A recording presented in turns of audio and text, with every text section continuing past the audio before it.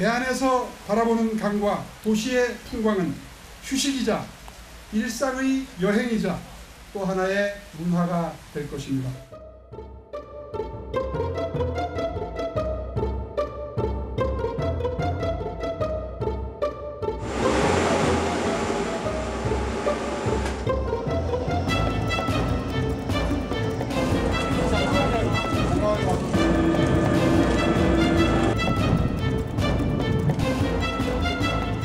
좀 아쉬울 것 같아요. 그 아침에 막히는 시간대에 이용하면 딱 좋을 그런 의도가 아닌가.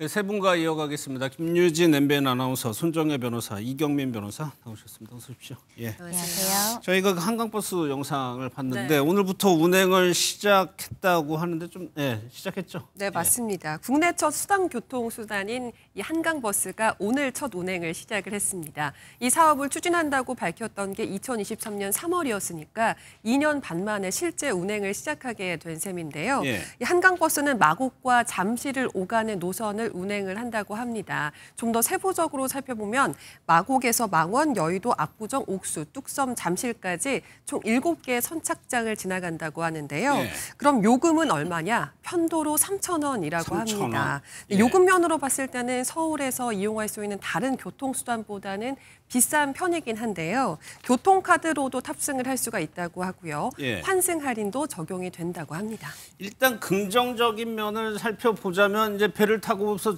도심을 좀 볼 수 있다는 점? 맞습니다. 사실 이제 보통 한강에서 경치를 감상하려면 그동안은 유람선을 그랬죠. 타야 했잖아요. 예. 하지만 이제 이동 수단으로 이용을 하면서도 한강 주변의 경치를 즐길 수 있다는 점이 큰 장점으로 꼽힙니다. 7개의 선착장을 따라서 약 30km 구간을 이동을 할 수 있기 때문에 이 뷰 포인트가 상당히 다양하다고 하는데요. 일단 여의도부터 압구정 구간에서는 남산 서울타워 그리고 63빌딩의 야경을 감상할 수 있다고 하고요. 옥수에서 뚝섬 구간에서는 청담대교, 또 세빛섬과 반포대교의 달빛 무지개 분수를 감상을 할 수 있다고 합니다. 예. 또 각 계절별 명소로 꼽히는 장소들도 있는데요. 또 특히 설해섬의 유채꽃이라든지 아니면 노을공원의 억새밭도 한강버스를 타고 지나가면서 네. 볼 수 있을 거란 전망입니다. 근데 이름이 버스가 들어간 거 보면 대중교통의 성격이 있어서 출퇴근이 가능할 거라는 건 여기에 대해서 좀 회의적인 시각이 나오는 것 같은데 시민들 반응은 어떻습니까? 그렇죠. 이게 소위 말해서 그러니까 베이글을 먹으면서 네. 이제 경치를 감상하면서 출근할 수 있다. 이런 이제 낭만이 있다라고 하는 분도 있고요. 예. 근데 그건 좀 약간 소수인 것 같은데 그런 좀 의견도 있는데 좀 다른 실제 이제 출퇴근하는 직장인들 같은 경우에는 출근 시간이 좀 어떻게 보면 좀 그 정시에 이제 출근을 해야 되는데 바쁘고. 그렇죠. 그게 예. 이제 지켜질지도 의문이고 그리고 퇴근할 때에도 집에 오히려 빨리 가서 쉬는 게 낫지 이런 걸 경치를 감상하면서 가는 것보다는 빨리 퇴근해서 쉬는 게 조금 낫지 않겠냐 이렇게 예. 이제 해가지고 조금 회의적인 의견들도 좀 많이 있는 것 같다 좀 이렇게 예. 정리할 수 있을 것 같습니다. 그러니까 대중교통으로 이용하기에 출퇴근 저희 같은 직장인이 이용하기에는 약간 좀 부담스러운 거 아니냐는 것 같아요. 결국은 출퇴근 시간입니다. 예. 시간 전쟁을 우리가 아침마다 저녁마다 하게 매일 하죠. 되는데 실제로 9호선을 기준으로 했을 때 마곡에서 잠실을 갔을 때 급행을 타면 40여 분이면 갈 수 있는 거리인데 예. 현재 이 한강버스 같은 경우는 2시간 가까이 127분이 소요되는 것으로 나오다 보니까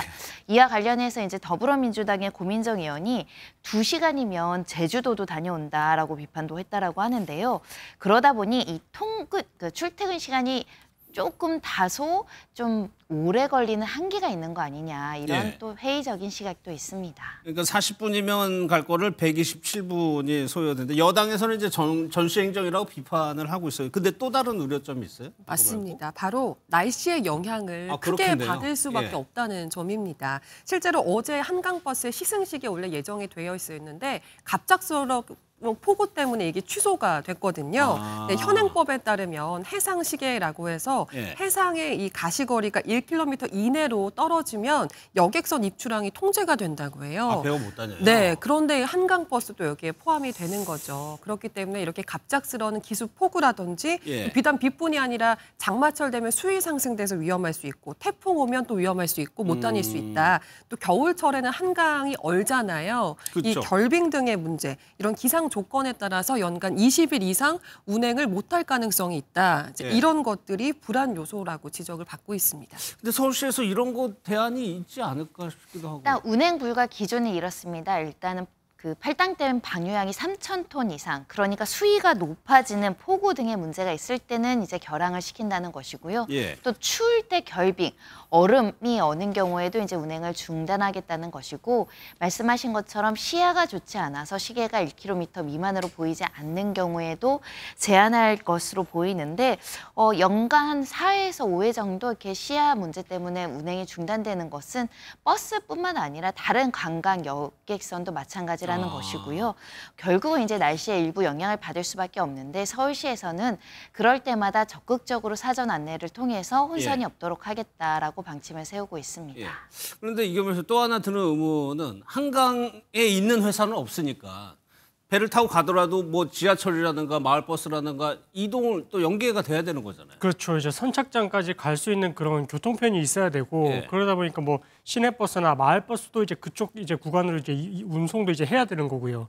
그리고 이제 어쨌든 여기서는 이제 시민들의 편의를 위해서 뭔가 이제 무료 셔틀버스도 운행을 한다라고 하니까 일단은 아직 초기 단계니까 뭐 선착장까지 갈 수 있는 그런 뭐 불편함은 최소화할 수 있도록 이제 그렇게 노력을 하겠다라는 입장이고, 더불어서 이제 거기서 이제 주장을 하고 있는 것은 지금 뭐 향후 관광 콘텐츠라든지 아니면 뭔가 부가가치 사업을 통해 가지고 그런 매력이 있기 때문에 시민들의 어쨌든 눈길을 더 사로잡을 수 있다, 이렇게 이제 주장을 하고 있어서, 근데 구체적으로 어떤 그런 이제 부가가치 사업을 더 이제 할지는 아직까지는 뭐 정확한 구체적인 안이 나온 건 아니라서 예. 앞으로 이제 그런 뭐 선착장까지 가는 불편함까지 감수하면서도 뭔가 이제 우리가 그 뭐 한강버스를 이용을 해봐야 되겠다, 이런 네. 정도의 그런 매력적인 그런 그렇죠. 이제 제도가 나온다면, 그러면 이제 시민들도 조금 인식이 바뀌지 않을까, 이렇게 생각이 됩니다. 알겠습니다.